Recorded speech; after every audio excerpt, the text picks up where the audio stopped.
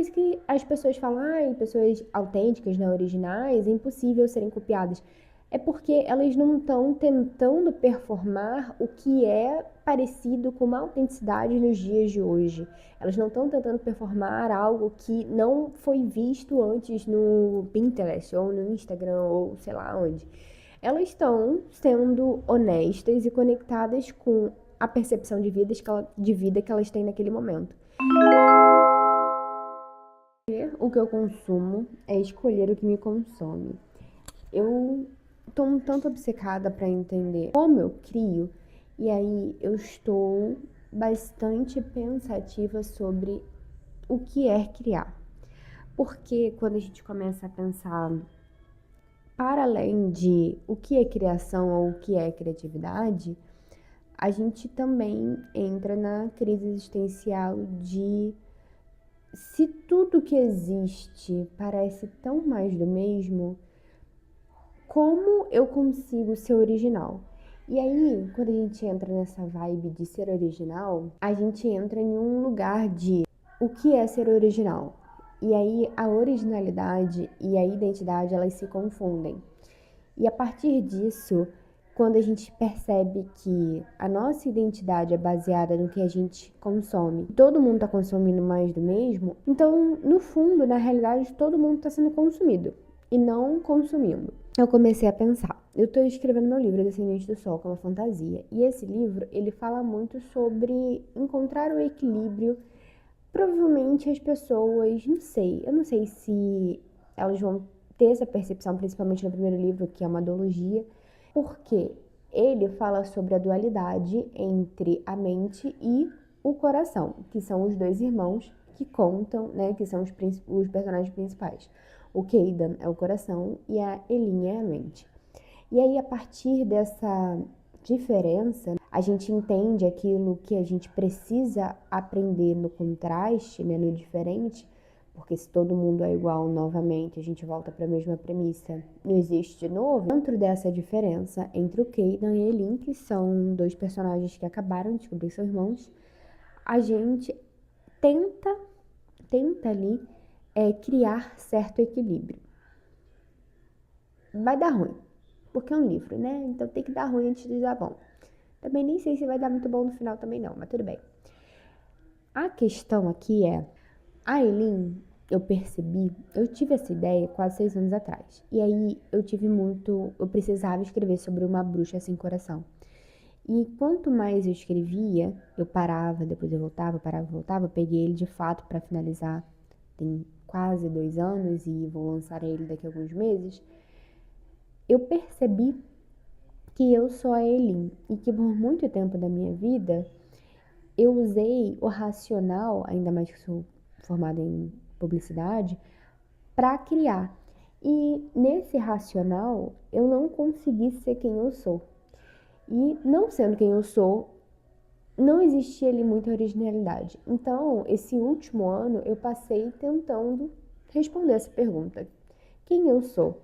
Para quando eu tivesse uma resposta de quem eu sou, eu conseguisse entender o que eu quero criar. Resumo da história, não tem como. Mas, porque a gente nunca vai entender de fato quem nós somos.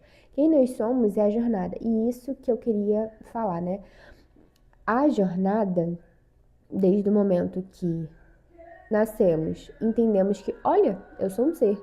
E olha, eu sou um ser para além da minha mãe. Eu e minha mãe somos duas coisas diferentes.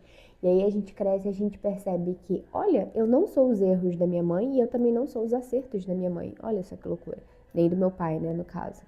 Quem não tem abandono parental. A partir desse momento de desconexão do tipo, eu sou um indivíduo. E eu tenho a minha vida. E a partir dessa minha vida, eu tenho que entender o que eu sou no mundo. A gente entra em uma crise. Eu acho que é por isso que as pessoas não gostam muito de pensar sobre isso, né? Porque não é fácil. Só que, tanto quem eu sou quanto o que eu crio estão conectados. Eles são o mesmo. O que eu sou e o que eu crio é a mesma coisa. Porque não tem a ver com tenho certezas e a partir das minhas certezas vou colocar algo certo no mundo. Inclusive eu tenho um pouco de... nossa, eu tenho um pouco de dor de cabeça com pessoas que têm muita certeza sobre tudo. Enfim. A questão é como nessa jornada, nessa longa jornada que é a vida, como eu me percebo agora e a partir do que eu percebo, o que eu crio dessa percepção. Por isso que as pessoas falam, pessoas autênticas, né, originais, é impossível serem copiadas. É porque elas não estão tentando performar o que é parecido com uma autenticidade nos dias de hoje. Elas não estão tentando performar algo que não foi visto antes no Pinterest ou no Instagram ou sei lá onde. Elas estão sendo honestas e conectadas com a percepção de vida que elas têm naquele momento. E aí, nessa jornada, como eu vejo o mundo agora e como eu me vejo através desse mundo, é quem eu sou e a partir dessa forma de ver o mundo eu crio, certo? Certo. Chegamos aí pelo menos a um passo de, nossa, como eu vou criar algo novo. Então, quando eu comecei a colocar muito, muito, muito de mim dentro de Descendente do Sol, porque eu percebi que eu precisava da Elin, que é essa personagem, para externar a minha própria desconexão com os sentimentos, né? Porque a Elin é uma bruxa sem coração. E a partir disso, eu percebi, nossa, a Elin sou eu. Eu criei muros e não deixei as pessoas entrarem na minha vida e eu prefiro me desconectar daquilo que me machuca e não sentir nada do que sentir alguma coisa. Então, a jornada da Elin, ela é muito sobre encontrar o seu centro, né? Viver o seu luto, principalmente, viver as coisas que não tem como mais voltar e o que eu vou fazer com a vida a partir de agora. Mas nesse encontro, né, com o dual dela, com o Caden, com o irmão dela, ela vê coisas em si mesma que ela não queria ver. E o Caden, a mesma coisa, quando ele é confrontado pela presença da Elin, ele vê coisas em si mesmo que ele não queria ver. Então, tô achando bem interessante a forma como o Descendente do Sol acabou de uma forma que eu não esperava, me mostrando muito sobre mim mesma e mostrando muito sobre a minha percepção de mundo nesse momento, porque como o que eu busco é o equilíbrio no momento, e muito provavelmente pelo resto da minha vida, né, eu sempre vou estar em busca desse equilíbrio, porque a minha vida ela sempre foi muito de altos e baixos, e chegou um momento que eu falei assim, não, estou cansada dessa montanha russa, quero tentar entender esse pêndulo e a partir disso me afastar, subir no pêndulo para não mais ficar sempre em opostos, mas sempre em um movimento mais suave, né?